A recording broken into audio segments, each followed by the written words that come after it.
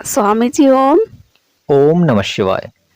हाँ, तो ये बताइए कि खुशी बाहर ढूँढने से हमें खुशी प्राप्त होती है या अपने अंदर से खुशी होती है? और जैसे कि दुःख का भी ऐसे ही है कि अपने अंदर से दुखी होता है या कोई हमें और दुखी कर देता है? तो इसके बारे में बताइए कुछ। देखो, खुशी और दुख यानी सुख और दुख ये दोनों जो है कहीं बाहर से प्राप्त नहीं होते हैं। ये स्वयं व्यक्ति के स्वयं के अंदर से ही प्राप्त होते हैं। और दुख जो है, दुख जैसा तो कुछ है ही नहीं। सृष्टि के अंदर दुख नहीं है। सृष्टि में सिर्फ सुख ही सुख है। और व्यक्ति को हमेशा आनंदमय ही रहना चाहिए। आनंदमय एकदम सुखी सुख जीवन बिताना चाहिए। मन के अंदर हमेशा सुख ही उत्पन्न करके रखना चाहिए। लेकिन आजकल देखने में क्या आ रहा है कि मानव का जो सुख है ना, वो भी तुच्छ होता चला जा रहा है। बहुत ही तुच्छ। कैसे कि किसी दूसरे व्यक्ति को पता है कि वो कैसे खुश होगा और कैसे दुखी होगा। अगर कोई दूसरा व्यक्ति किसी को गाली दे दे रहा है तो तुरंत दुखी हो जा रहा है। कोई दूसरा व्यक्ति देख बोलेगा कि देख मैं उसे दुखी करके दिखाता हूँ, तो सामने वाला बोलेगा कि कैसे दुखी कर दोगे, वो तो बहुत खुश है, देख अभी मैं करता हूँ दुखी। और तुरंत उसको गाली बक देगा। आजकल गालियों का चलन ज्यादा हो रहा है ना। आजकल तो दोस्त भी मिलते हैं तो गाली दे के ही मिलते हैं। ये गाली देना तो कुछ ऐसा है कि बहुत खुशी समझते हैं। बच्चों के सामने गालियां बकते हैं। ये भी एक बहुत बड़ा विषय है कि बच्चों के सामने वो गालियां बकते हैं और बच्चे उन गालियों को सुन सुन के गालियां सीखते हैं। और जब बच्चे गाली बकते हैं तो माँ बाप कहते हैं कि ये कहाँ से सीख आया है। अरे भाई, तुम्हारी ही गाली सुन सुन के वो सीखा है सब कुछ। अगर आप उसके सामने इन गालियों का, इन शब्दों का इस्तेमाल नहीं करते तो वो इन शब्दों की तरफ मुड़ता भी नहीं कभी। लेकिन आपने ज्यादा से ज्यादा इस्तेमाल किया उन शब्दों का, तो बच्चे को लगा कि शायद इन शब्दों में कुछ है। और यही कारण है कि बच्चा जो होता है वो अच्छी चीजों को सीखने के बजाय उन चीजों को जल्दी सीखता है। क्योंकि बच्चे को ऐसा लगता है कि अरे यार, इन शब्दों में तो बहुत ताकत है, इन शब्दों को बोलने से काम हो जाता है। तो बच्चा जो है फिर उन्हीं शब्दों को सीखता है, जल्दी से उन गालियों को सीख लेता है। और माँ बाप भी ऐसे होते हैं कि बच्चा गाली बक रहा है तो खुश हो रहे हैं, ये नहीं देख, मतलब खुश इसलिए होते हैं, सोचते हैं कि भाई हमारा छोटा बच्चा, अब छोटे बच्चे के मुंह से तो कुछ भी निकलता है तो तुतलाहट में अच्छा ही लगता है। अब बच्चा जो है जब तुतलाहट में गाली बकता है तो माँ बाप बड़े खुश होते हैं। अरे देखो देखो कैसे गाली बक रहा है, देखो देखो देखो। तो बच्चा जब देखता है माँ बापों को खुश होता हुआ, तो बच्चा सोचता है मैं बहुत अच्छा काम कर रहा हूँ, मैं लोगों के चेहरे पे मुस्कुराहट पैदा कर रहा हूँ। तो बच्चा और ज्यादा गाली बकता है। तो इससे बच्चे को शय मिलती है गाली बकने की। बच्चे को वहां पे, और वो सीख कहाँ से रहा है, वो सब आपसे ही सीख रहा है। ये उन्हीं लोगों से सीखा हुआ होता है वो बच्चा। मगर बात हम कर रहे हैं सुख और दुख की, कि ये सुख और दुख कहाँ से उत्पन्न होता है, ये बाहर से प्राप्त होता है या स्वयं व्यक्ति के अंदर से प्राप्त होता है। तो देखो, सुख जो है ना, ये व्यक्ति का स्वभाव है। मतलब सुखी रहना व्यक्ति का स्वभाव है और ऐसा होना चाहिए। व्यक्ति को सुखी रहना चाहिए व्यक्ति को। क्योंकि सुख और दुख ही दोनों अपने अंदर से ही पैदा हो रहा है। तो सोचो, जबकि कोई चीज के सोर्स तुम ही हो तो तुम बुरी चीजें क्यों प्रकट करोगे? तुम तो अच्छी चीजें ही प्रकट करोगे ना। देखो, सोच के देखो कि आपके पास में एक ऐसी विभूति आ जाए कि आप सोना प्रकट कर लो, जितना मर्जी सोना प्रकट कर लो। और आपके पास में ऐसी विभूति है कि आप सोना भी प्रकट कर सकते हो और गंदगी भी प्रकट कर सकते हो। तो आप क्या प्रकट करना पसंद करोगे? गंदगी प्रकट करना पसंद करोगे या सोना प्रकट करना पसंद करोगे? आप तो सोना ही प्रकट करना पसंद करोगे कि उस सोने से लोगों का उद्धार हो सके। उस सोने को आप लोगों को दान में दोगे। जिन लोगों के पास में घर में अन्न नहीं होगा उनको सोने में दान दोगे, सोना, जिससे उस सोने को वो बेच के और अपने घर में अपना उपभोग कर सके। और इसी तरीके से आप सोना ही प्रकट करोगे, अच्छी चीजें ही प्रकट करोगे, ना कि गंदगी प्रकट करोगे। उस गंदगी को कोई लेना भी नहीं चाहेगा, है ना। तो यही है कि व्यक्ति के अंदर एक ऐसी चीज है कि वो खुशी भी प्रकट कर सकता है और दुख भी प्रकट कर सकता है। लेकिन अफसोस इस बात का है कि दोनों चीजें होने के बावजूद भी व्यक्ति जो है दुख ही प्रकट करता है और अपनी पूरी जिंदगी दुख ही प्रकट करके रखता है। खुशी तो बहुत कम समय के लिए प्रकट करता है और दुख ज्यादा प्रकट करके रखता है। पूरे जीवन भर दुख ही रहता है। सुखी तो बस थोड़े थोड़े पल के लिए ही लेता है। तो व्यक्ति को हमेशा खुश रहना चाहिए, यूं ही बेवजह खुश रहना चाहिए, बेवजह ऐसे ही। अगर आपका अपमान भी कर रहा है तो तब भी खुश होना चाहिए अंदर से, कि देखना चाहिए कि देखो ये मुझे दुखी करना चाह रहा है, और बेटा मैं दुखी नहीं होने का, मैं तो खुशी होऊंगा। मुझे पता है तू जो करना चाह रहा है वो मैं होने का नहीं। मुझे पता है तू दुखी करना चाह रहा है मेरे को, और मुझे दुखी होना नहीं, मैं तो तुझे ही उल्टा दुखी कर दूंगा। इसलिए मैं होऊंगा खुश और हो जा तू उल्टा दुखी। यानी तू मेरे ऊपर प्रकट करता है दुख, इसी दुख को तेरे ऊपर ही प्रकट हो जाएगा। तो खुश हो जाओ। कोई तुम्हें दुखी कर रहा है तो ज्यादा खुश हो। इससे क्या है कि जब तुम्हें खुशी देखेगा ना तो सामने वाला और भी ज्यादा जल जाएगा। वो देखेगा अरे हम तो इसे सुए चुप हो रहे हैं और इसे तो बड़ा मजा आ रहा है। कोई तुम्हें गाली बकता है, कोई तुम्हें क्रोध दिलाने की कोशिश कर रहा है, तो क्रोधी मत हो, उल्टे खुश हो। इससे क्या होगा कि खुशी होने से वो उल्टा दुखी हो जाएगा। अब ये चीज थोड़ी मुश्किल भी पड़ जाएगी लोगों को, क्योंकि बात ये है ना, इस चीजों को लोग अंदर से मानसिकता ऐसी बन चुकी होती है लोगों की कि एकदम से इस चीजों पे अप्लाई करना जिंदगी में बड़ा मुश्किल पड़ जाता है उनको कि अरे कैसे सुखी हुआ जा सकता है। जब तक कोई सुखी ना मिले तो सुखी किस बात की, सुख कैसे पैदा हो जाएगा बिगर सुखी के। मतलब कोई, क्योंकि व्यक्तियों को भौतिक सुख चाहिए। जब व्यक्तियों को भौतिक सुख उत्पन्न होता है तब वो मानसिक सुख उत्पन्न करते हैं। जैसे अगर किसी व्यक्ति की चाहत है, कल्पना करता है वो गाड़ी, एक महंगी सी गाड़ी खरीदने की, और उस व्यक्ति की वो कामना जो है वो पूरी हो गई, तब उसको वो सुख उत्पन्न होगा। बेवजह वो ऐसे मन के अंदर सुख उत्पन्न नहीं करेगा। जब तक कोई होना चाहिए, कुछ होना चाहिए, कुछ सामने भौतिकी, उसके बाद ही सुख उत्पन्न होगा। बिगर भौतिकी कैसा सुख? कोई पागल समझेगा कि बेकार में मुस्कुरा रहा है तो पागल हो गया, ऐसे ही कहते हैं लोग। तो यही है कि ये जो सुख और दुख है, तो दुख जैसा तो कुछ है नहीं, सुख ही सुख है। और व्यक्ति को हमेशा सुख ही रहना चाहिए। क्यों? क्योंकि जब व्यक्ति जितना ज्यादा सुखी रहेगा, जितना ज्यादा सुखी मन में सोचेगा और सुख की कामना करेगा, सुख ही सुख अंदर से खुश रहेगा, तो क्या होता है कि जो आने वाला जो भी जीवन होता है वो भी सुखमय हो जाता है। और आने वाले के बाद का जो जीवन होता है, जब ये जीवन भी खत्म हो जाएगा, उसके बाद का जो जीवन होता है वो भी सारा सुखमय हो जाता है। लेकिन जो व्यक्ति दुख में जीता है ना, तो उसके जीवन में भी दुख ही बना रहता है आगे। और जो फिर इस जीवन के बाद जो अगला जीवन आएगा उसमें भी दुख ही बना रहता है। और देखो आजकल तो देखने में ये आता है कि व्यक्तियों को सुखी करना और दुखी करना दूसरे व्यक्ति को पता होता है कि व्यक्ति कैसे सुखी होगा और कैसे दुखी होगा। अभी देखो, जो बच्चों के जो पापा हैं वो जानते हैं कि बच्चों को कैसे खुश किया जाए, तो लॉलीपॉप खरीद के लेके जाते हैं, टॉफी खरीद के लेके जाते हैं बच्चों के लिए। जैसे ही घर में प्रवेश करते हैं तो बच्चे तो उनको ऐसे ही संमति ही देख के खुश हो जाते हैं, क्योंकि पिता आए हैं भाई, सुबह के गए हुए, अब शाम को अब मिले हैं। तो बच्चे तो अपने आप ही ऐसे खुश हो जाते हैं, बच्चे के जैसे बनना चाहिए, जैसे वो हर चीज में खुश। देखा, अभी चोट लगेगी उनको और थोड़ी देर बाद भूल जाएंगे, वहीं कूदने लग जाएंगे जहां से अभी गिर के चोट लगी है। भूल गए उस चीज को, फिर दोबारा से प्रसन्नता आ गई, कूदने में ही खुशी मिल रही है उनको कि कूदे ही जा रहे हैं, कूदे ही जा रहे हैं। घूमने में ही खुशी मिल रही है कि घूमे ही जा रहे हैं, घूमे ही जा रहे हैं। क्यों? क्योंकि बच्चे देखो, प्रकृति का स्वभाव जो मनुष्य को दिया है वो सुख का दिया है, खुशी रहने का दिया है। तो बच्चे उस समय उस प्रभाव में ही होते हैं, है ना। दुख तो व्यक्ति खुद प्रकट कर लेता है। दुख कैसे प्रकट कर रहा है? अरे उसके पास कैसे है और मेरे पास क्यों नहीं? अरे भाई उसके पास है, उसने मेहनत की, तुम भी मेहनत करो, तुम्हारे पास भी हो सकता है।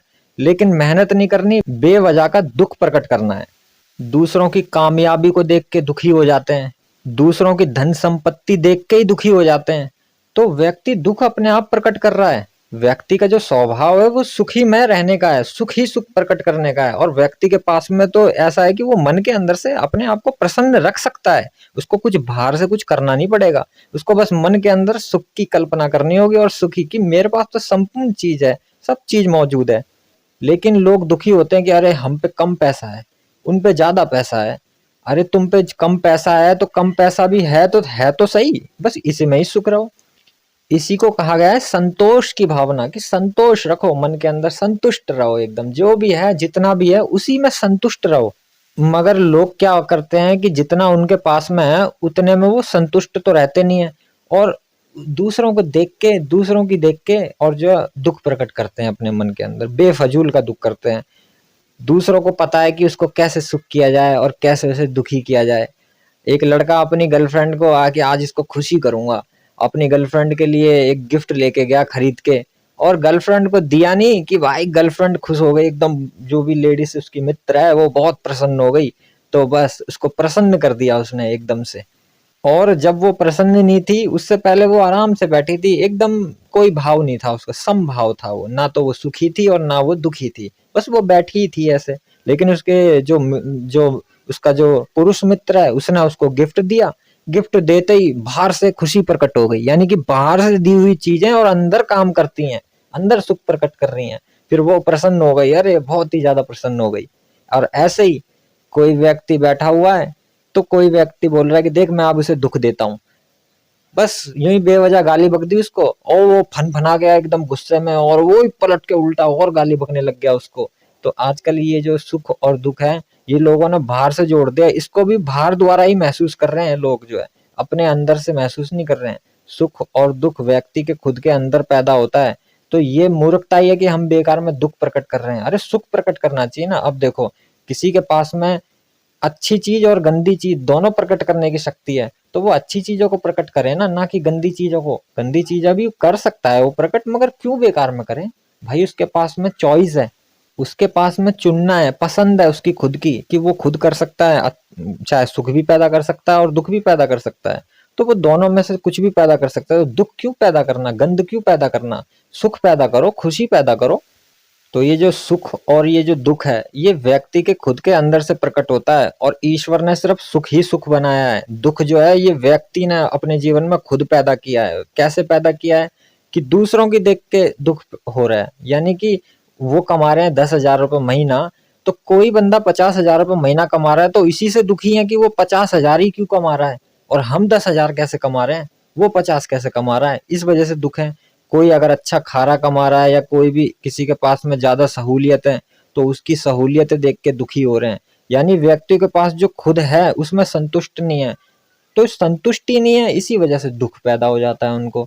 और इसी वजह से वो दूसरों की जो भी वो है उनको देख के दुखी होते हैं और अपने पास जो है उसको उसको फिर वो देखते ही नहीं है। कहाँ देखेंगे, दूसरों की तरफ तो ध्यान बैठा हुआ है उनका, दूसरों की तरफ ही तो नजर है, दूसरों की जमीन जायदादों पे, दूसरों की इन सब चीजों पे। तो वहां से जब ध्यान हटे तब तो अपनी तरफ आए ध्यान। तो वो उनके पास में 10,000 रुपये महीना आ रहा है, उसकी तरफ वो नहीं ध्यान देंगे कि 10,000 रुपये में हम कैसे करें क्या करें।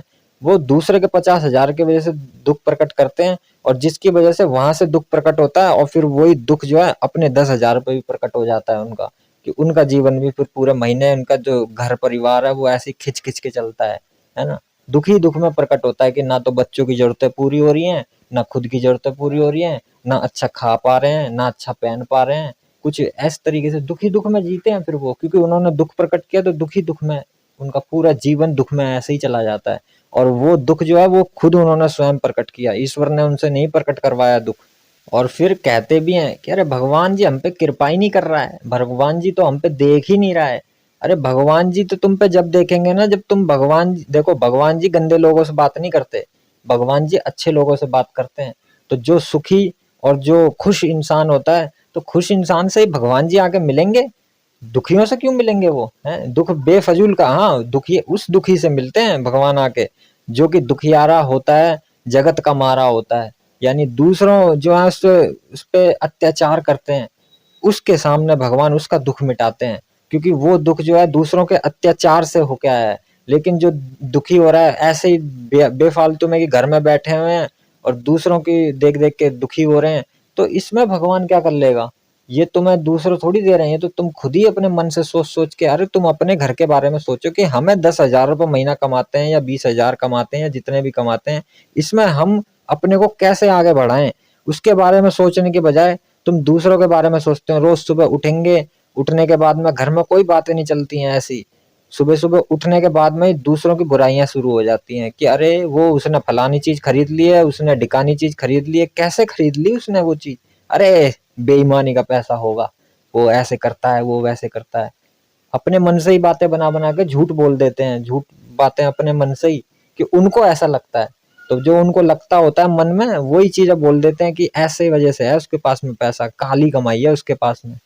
तो सुबह उठते ही कोई प्रभु का नाम लेता है, लेकिन वे लोग क्या करते हैं, वो लोग इधर उधर की चुगली चुकट्टे करते हैं और कुछ नहीं करते हैं, दुख ही पैदा करते हैं। अरे ये देखना चाहिए उन्हें, सुबह उठ के वो इस बारे में बात करनी चाहिए कि भाई अभी हम इतना कमा रहे हैं तो इसमें हम इस तरीके से कैसे चलें जिससे सारी जरूरतें हिसाब से पूरी हो जाएं। अपने जीवन के बजाय सोचने के बजाय, अपने जीवन के बारे में सोचने के बजाय वो दूसरों के जीवन के बारे में ज्यादा सोचते हैं और इसी के कारण उनके मन में दुख ही दुख प्रकट रहता है और जीवन भर दुखी रहते हैं। तो देखो व्यक्ति के अंदर खुद ही प्रकट होता है सुख और दुख, और व्यक्ति के खुद के अंदर ही सुख दुख प्रकट करने की शक्ति है। तो व्यक्ति को चाहे कैसा भी समय आ जाए, कितना बुरे से बुरा समय आ जाए, लेकिन व्यक्ति को हमेशा या तो सम्यक भाव रहना चाहिए, यानी कि सामान्य भाव, दुख ना होना चाहिए, या तो बीच में रहे, ना दुख है ना सुख है ना, या फिर होता है तो सुखी होए, दुखी तो बिल्कुल ना होए। देखो ऐसा करना थोड़ा मुश्किल भी होता है व्यक्तियों को भाई। काफी बार ऐसा होता है कि घर के अंदर मौत हो गई किसी की, है ना, अब मौत हो गई घर के अंदर तो अब दुख तो प्रकट होगा ही होगा भाई, है ना। अब कैसे सम्यक भाव रख लेंगे कि भाई नहीं, अब कैसे खुश खुश हो जाएंगे, तो दुनिया वाले और कहेंगे, "ओए देख ये तो मर गया है और ऊपर से खुश और हो रही है ये तो भैया", है ना। तो ऐसे कैसे हो जाए, और सम्यक भाव भी नहीं रखा जा सकता, सामान्य भी नहीं रहा जा सकता भाई, दुख तो होगा ही, एक अपना गया है ना। तो वहां तो दुख प्रकट हो ही जाता है ना।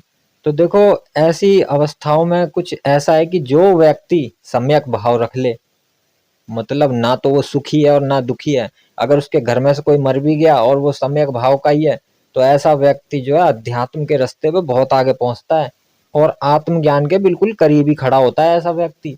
जो व्यक्ति दुख भूल गया वो प्रकट करना और सिर्फ उस सम्यक भाव में ही रहता है, बीच सामान्य में, या फिर सुख होता है सुखी होता है, या फिर बीच में ही रहता है, दुख तो है ही नहीं, अब उसके अंदर ना दुख है ना गुस्सा है ना कोई परेशानी है, चिंता शोक संताप सबसे मुक्त हो जाता है वो।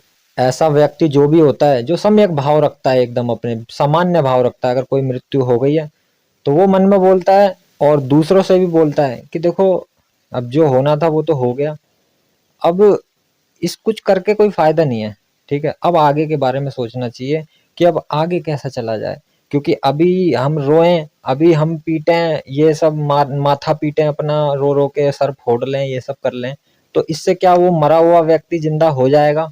नहीं होगा ना। तो ये सब बताओ मूर्खता ही है। तो सम्यक भाव होना चाहिए, सम्यक भाव ज्ञानी व्यक्ति ही रखता है। क्योंकि देखो आजकल क्या है, मैं इस पे अब 2 मिनट और लेता हूँ आपके, कि देखो कोई भी व्यक्ति है, पहली बात तो ये है वो अपने अंदर दोष नहीं देखना चाहता। कोई भी व्यक्ति हो अपने अंदर दोष नहीं देखना चाहता, कोई भी हो। क्यों? वो दूसरों में दोष देखना देखता है। अगर व्यक्ति अपने खुद के दोष ही खुद देखने लग जाए तो सारी समस्या का हल है हो जाए। लेकिन ऐसा है कि वो व्यक्ति जो है अपने दोष नहीं देखता, दूसरों के दोष हमेशा देखता है।